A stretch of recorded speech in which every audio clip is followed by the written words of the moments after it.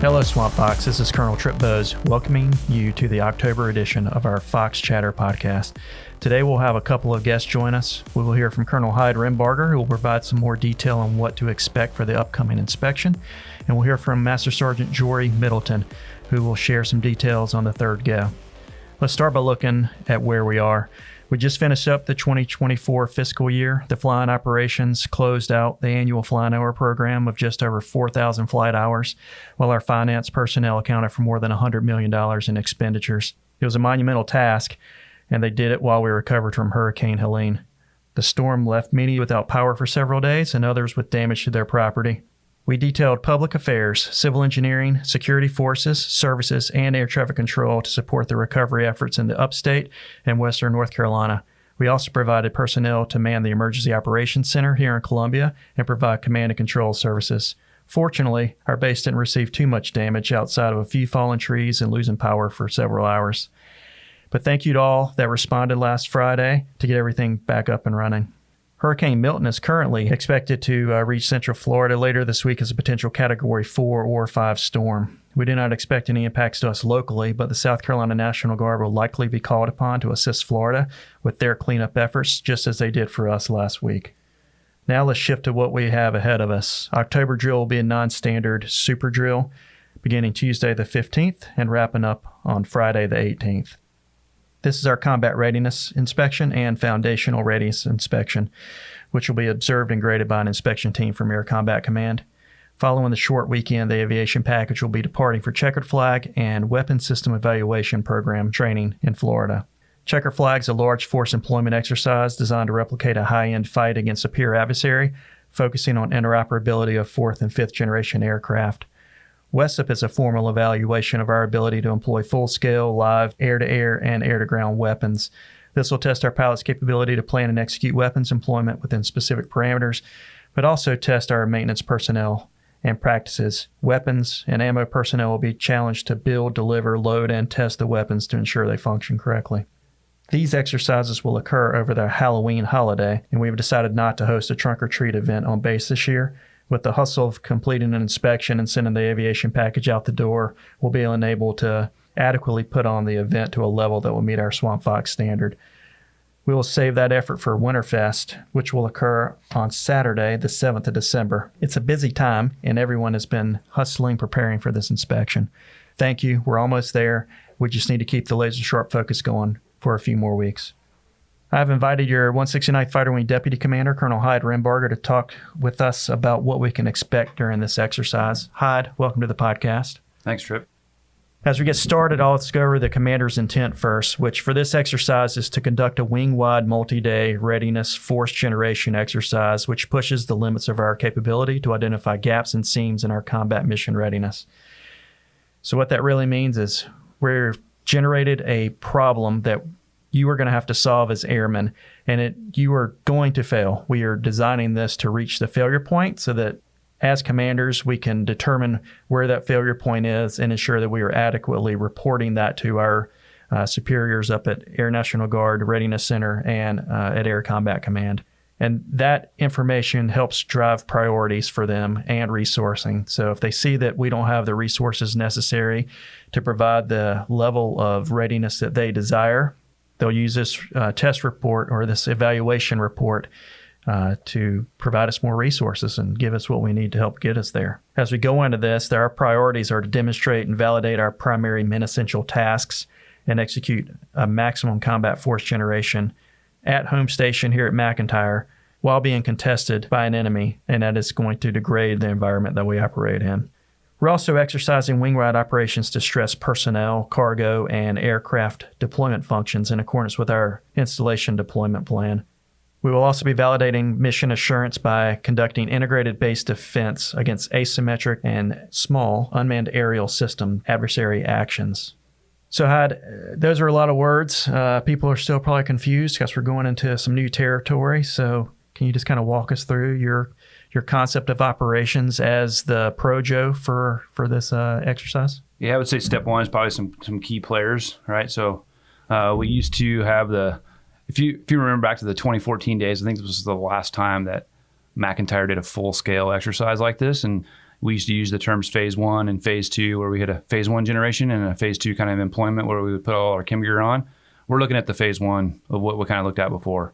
And we're going to generate airplanes, and we're going to process people, and we're going to see what that, and the scale of this, I think, is where you talked about where you're pushing people to failure. The scale is what's going to push us to failure. We're going to try to maximize every airplane out of this wing and almost every human as part of our mission generation force element, and a lot of our operate the airbase. So think our XAB deployment that just happened, add that to our deployment that went downrange with our aviation package, and you combine that and you get a whole lot of people and a whole lot of airplanes, and we're going to try to do that in a very short period of time. I think is that scope and scale, I think, is what is going to get us to that failure point. If you were here in 2014, which I know a lot of you were, it's going to look a lot like that phase 1. So we're not going to be running around in our chem gear, but there are going to be, like you talked about, the Bago has been, designed. He's our XP guy, and he's the chief of the A staff, but we basically made him the warlord for this exercise, and he is generating the problems for us. And he hasn't told me the problems. He hasn't told you the problems. We told him kind of some guidance on what that's going to look like and to kind of contest this operation, and he's going to use his smart brain as well as with the ACCIG team and try to test us. All right. So we used to do phase 1s, and we've never been contested, never messed with a network, never messed with your power. But I can tell you, the power is probably going to go out in your building. The generator is going to come on. The network's probably not going to work most of the time, and that includes NIPR, that includes SIPR, that includes basically everything. So you're gonna need to find, we talk about the PACE plan, the primary, alternate, contingency, and emergency, and we haven't. That PACE plan lives on SIPR, and you can review that. But I would tell you that people are just going to have to fight through and figure out how to communicate with each other. And it could go the way we always done it and send emails and that, but it may resort to a text message. It may resort to you running a piece of paper across the wing to push the information that you need. And we're going to look at command and control at the high levels, then all the way down to the youngest airmen, and we're going to have to solve whatever problem's been presented to us. Yeah, so you talked about some of the key players. You're the Projo, so we pushed you on this as a Projo to kind of be in charge of how we're getting prepared for the exercise, and then also in the exercise, you'll be a member of the Crisis Activation Team. The Crisis Action Team. There's a lot of acronyms, right? So used to be the Emergency Operations Center. We're now calling that the Wing Operations Center, more of a combat focus. So we don't really need the EOC and those directorates that would normally run in the EOC. We're just going to put a team of people together that we think are going to solve these problems. So you're going to see the Crisis Action Team, and that's basically your 06 leadership and your A staff leadership. So, and a lot of us haven't dealt with a whole lot of like A staff functions, but A1 personnel, kind of their task is to do the accountability piece and know what parts and pieces need to be where for on the human side of things, and make sure people know exactly where they need to be and are processed and the paperwork's there. A2 is your intelligence. They're going to look at the most likely course of action from the enemy, and then look at the most dangerous and kind of figure out where we're going to be. And we talk about operational security as well a lot. That falls under the A2. They stood up a information warfare working group today and went through a lot of those parts and pieces of the exercise. A3, operations. All right, how are we getting the pilots and the jets ready to launch these jets into combat? And then the A4 is where a lion's share of this work is done. And the A4 is kind of the director where you talk about the IDO. So Trey Murphy is the IDO, and this is his baby. He's going to be running the show, and he's going to be probably the busiest man on base for the next 4 or 5 days as the IDO, as the installation deployment officer, running the personnel deployment function and then the cargo deployment function are the two kind of main lines of effort. And then you look at what else lives in A4? Your maintenance, right? The maintenance side of this. So about 80% of the people that are getting deployed are from the maintenance group. And then obviously they're the ones that are going to be getting all the airplanes ready for the pilots to fly them off at the end of this whole thing. So everything basically runs through the maintenance group there. And then if you look at the other parts of A4 is the civil engineering folks that are going to be doing the integrated, base resiliency and the generators and all the stuff that's on base here at McIntyre that's going to get contested. So a lot of this runs through the A4 shop. A5, you're talking about wing plans. So we're looking at the continuity of operations plan, the integrated defense plan, and then the big one that we're running is the installation deployment plan is kind of what drives us to how we get the people and the airplanes out of here. And then the A6 comm folks, again, we talked about the contested comms on base, and they're going to have to fight their way through that to get us the communication means that we need to execute this exercise.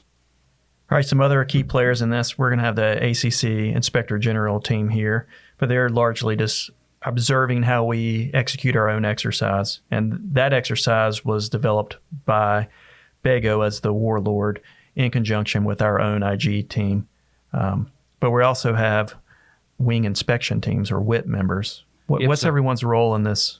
Yep. So the ACC IG team is old school 2014. They would come down if they did a big exercise. They would come down and present the problem to us, and then we would have 100% of our people to solve that problem. They no longer present that problem to us. They kind of give us some guidelines on say, hey, do a combat readiness inspection, and it's up to us to decide what that looks like. And that team of Bago and the IG shop, and then your wing inspection teams inside your organizations are the ones that are going to be putting on the exercise. And if they present a problem to you, then just solve the problem and fight your way through it. And then they'll let you know if they're done and that desired learning objective is met with that, whatever that inject was, or if they haven't, then just keep fighting your way through that problem. And then the ACC IG team is, we all know each other. So somebody that looks out of place, I don't know if they're going to be wearing any special uniforms, but you'll see ACC patches on them. They won't look like one of us. They won't be wearing Swamp Fox patches. So there's about 40 or so folks that are coming down here from the ACC IG team. Their base of operations will be in the comm squadron classroom, and then the LRS classroom is where they're going to be working out of. So I would recommend highly staying away from those two areas for the IG staff. And a ton of planning has gone into this to make sure that we are testing specific metrics and getting after the things that we need to look at. So with that, the injects are going to come from your WIT team members. So it's already scripted out, and then this isn't the time for you to decide, I think we should test this extra thing, right? Yep. So we have very specific men, based on the vision that got written months ago about what this exercise was going to look at, the mission essential tasks that we wanted to test for this exercise. Those are detailed out. And then the WIT should be building problems that should allow us to hopefully test those things. And each squadron commander goes in and does the classified reporting on whether he thinks he can meet that mission essential task. And we're just trying to prove to ourselves that what we're reporting and what we think we can do, we can actually do. And at the end of the day, hopefully we have a good picture of that at the end of the exercise. And before, when someone else was presenting us with a problem, we were trying to knock it out of the park. We were trying to defeat their problem. But in this case, we're designing our own problem. So it's a different problem set. So we're actually trying to find the failure point. So that's a different mentality and a different look. People can't be afraid of failure because that's what we're looking for. We're looking to find the exact point where we're no longer able to complete that task. Yeah, and there's things right now that, perfection is not the goal for this exercise. Failure is fine. So we're going to try to take ourselves there and see if what we're actually reporting is accurate. I don't think we're not going to be perfect at everything. And going along with that, we also are carrying everything to completion. So we're not white carding or allowing for kind of made up excuses for why we can't do things. We're going to take everything to logical completion and execute as much of it as we can, as realistically as we can to find out where those actual limitations are. Yeah, you're right.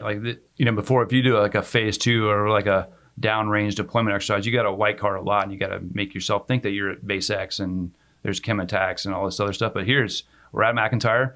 You get to use whatever is available to you at that time. So if you don't have it, then you can't just white card that you get to use it. You got to use what people you've got, what equipment you've got, and what systems you're able to communicate on. And if you don't have those things, don't say that, I would, or I assume that I have it. Nope, you don't have it, and just keep fighting yourself through the problem. Well, thanks to you and everyone else in the wing who has been working so hard to put all of this together. It is something new. It's different, but it's also needed. Like you said, we haven't done this in a while, and we have to get back into the swing of testing our capabilities and reporting that stuff accurately. All right, so since we haven't done this in a while, what are some of the admin things we should be thinking about? Yeah, so this isn't going to look like your normal drill, right? We've done super drills before, but it's typically a 8-hour day where you do roll call and you do training, and then you're usually done by 4:30. obviously this is an exercise and we've got a large task, and we're not going to be able to fit all those tasks in and give us a valid test in 8-hour days. So the core hours are 0700 to 1900, Tuesday through Friday. I wouldn't expect it to go that long on a Friday. The ACC team's probably going to want to get done. So I would expect an index sometime, Friday or, midday to early afternoon. But the nights are going to go long. There will be some exercise activities for the second swing shift for some aircraft generation and some aircraft acceptance up until about 2300 local. And that'll simulate roughly a 24-hour day. So core hours, it's going to be some long days, but hopefully we can get ourselves through it, whether it looks like it's going to be pretty nice.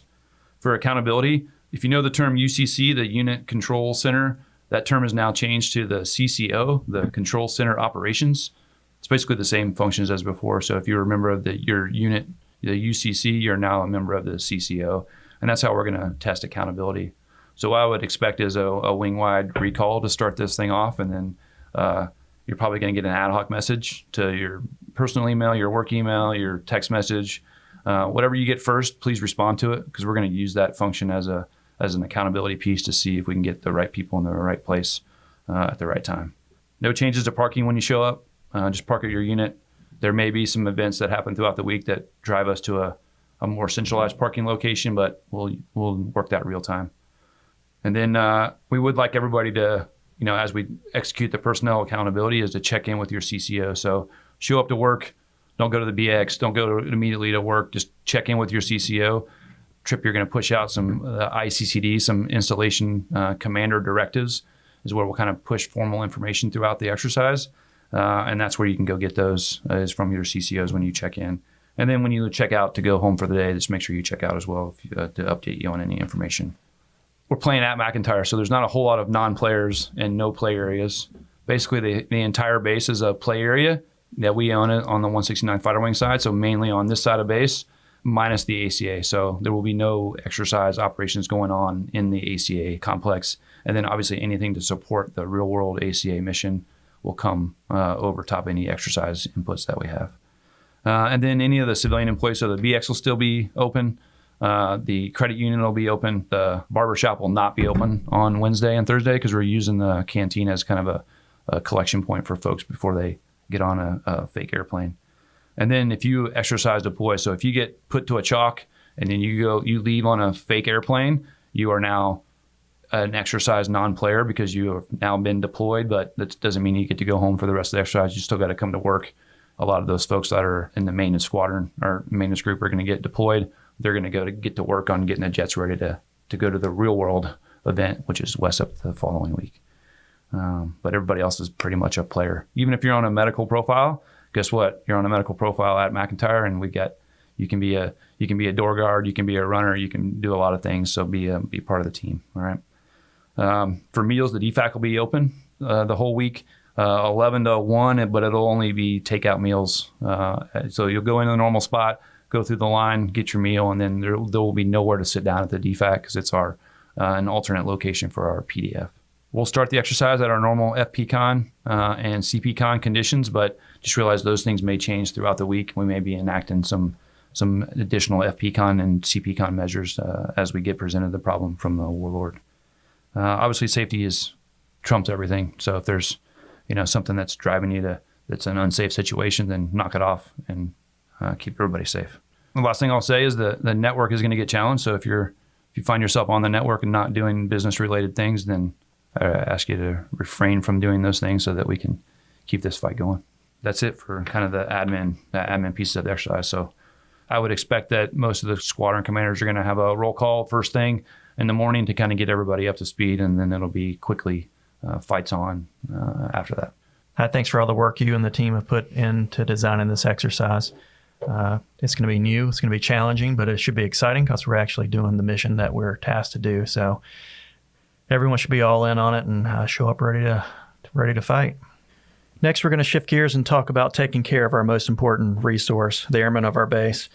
Master Sergeant Jory Middleton is the former dedicated crew chief for Tail 549, 169th Fighter Wing flagship and pride of the fleet, and he's now serving as the flight line lead. He's also a founding member of the 3rd GO, You've probably seen emails for their raffles, lunch fundraisers, or participated in their dunk tank at Family Day. All of these programs support the Third Go, which is a volunteer group dedicated to taking care of airmen when in need.